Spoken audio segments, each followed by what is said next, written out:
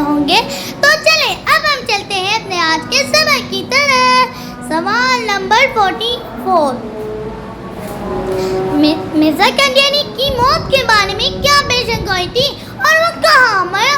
جواب: اس کا کہنا تھا کہ ہم مکہ میں مریں گے یا مدینہ میں، لیکن وہ لاہور میں مرا.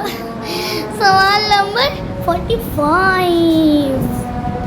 مرزا قادیانی کیسی موت مرا؟ جواب: ہیضہ کا شکار ہو کر عبرتناک موت مرا. سوال نمبر 46. قادیانی اور مرزائی کن لوگوں کی کہا جاتا ہے؟ جواب: قادیانی مرزائی ان کو کہتے ہیں جو مرزا غلام محمد قادیانی کو نبی مانتے ہیں اور حضور صلی اللہ علیہ وسلم کی ختم نبوت کا انکار کرتے ہیں. سوال نمبر 47. قادیانیوں کا حضرت عیسیٰ علیہ السلام کے بارے میں کیا عقیدہ ہے؟ جواب: قادیانیوں کا عقیدہ ہے کہ حضرت عیسیٰ علیہ السلام فوت ہو چکے ہیں اور ان کی قبر کشمیر میں ہے. اعوذ باللہ من. سوال نمبر 48.